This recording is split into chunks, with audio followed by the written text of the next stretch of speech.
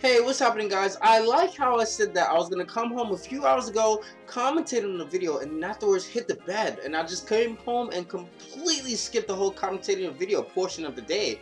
Man, I was hella tired, man. Got me working overtime today. Anyway, what is happening, guys? My opponent, Matt from Cobra, is gonna lead things off the Ferrothorn, immediately go off for the rocks, but I predicted that, you know, he might probably take advantage of the fact that I let him with Rotom. He's like, hey, Rotom can't do anything to a Ferrothorn under normal circumstances, so I'm just gonna stay instead of my entry hazards. I take that opportunity, trick you to Choice Scarf, and now you only limited to one move, man. Pokemon doing 4 moves. I'm one, son. Crippled up in here. I'm a boss, son. Yeah. Anyway, I predict him to go right back onto his Ferrothorn. Perfect opportunity to go into my fortress. I'm thinking about switching my team, taking out this fortress because, you know, I mean, before my experience with Fortress, just in general, as a general Pokemon, it's kind of hard to play around. It's like, it leaves so many openings to so many things, like Dragonite D-Dance, Solomon's D-Dance, like a lot of stuff can just set up on this thing.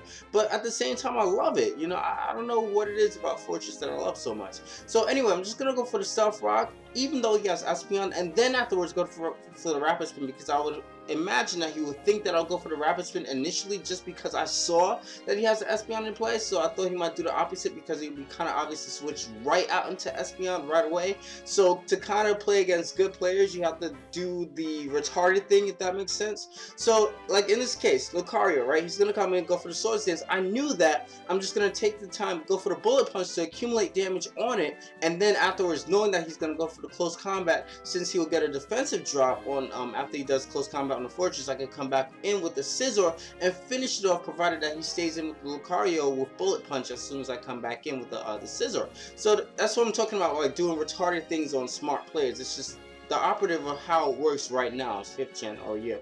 But anyway, I'm just gonna go for the Bullet Punch anyway. Safest thing for me to go to. He goes right out into this I keep saying Fortress, Ferrothorn. Well, you know, pretty standard, obvious. So I'm just gonna go out into my Dragonite. Now he's gonna switch out. I guess he's locked onto something, so he can't, you know, take advantage of whatever he wants to do. I do have the Lumberry, so what I'm gonna do, he's gonna go out into Terrakion. I do have my multi-scale, so Stone Edge won't finish it off, even if it is choice banded. Take the opportunity to set up a Dragon Dance, and I do have the Earthquake, which is a 2-hit kill on the Ferrothorn. It's nice that I have the Lumberry, so in case that his Ferrothorn does survive the Earthquake, which it does, it will rid itself of the paralysis, provided that he locks himself onto the Thunder Wave. The Thunder Wave. Guys, remember, I just woke up, so I'm just stuttering all that other jazz. I don't want to risk him paralyzing me again, so yeah, I just went for the Earthquake again. This guy has the freaking Intimidate, so I'm thinking like, alright, he's not Scarf, maybe Specs or something like that. I don't even know, especially after sort of Dragon Pulse. I was like, yes, man! Man! We pro up in here, except he goes for the force, he goes for the Fire Blast.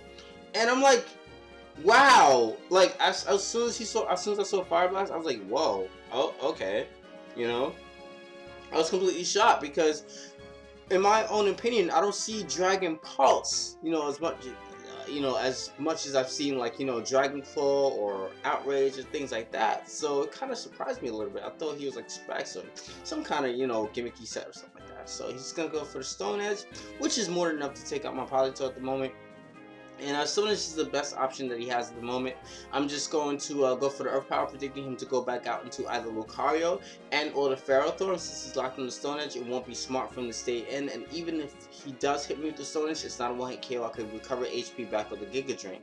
So that's probably smart for him to go back into Ferrothorn, preferably Ferrothorn, and or you know, what's this thing called, Lucario. So he's gonna go for the Crunch. You know, I kind of figured that since he brought in Lucario, I was supposed to bring in the what's the thing called, the Terrakion, go for the Exeter. So I just stayed in anyway because I knew I was defensive, and I got a defensive drop. So in comes the Terrakion that can finish me off with the what's the thing called, the Stone Edge. I keep forgetting my damn attacks, man.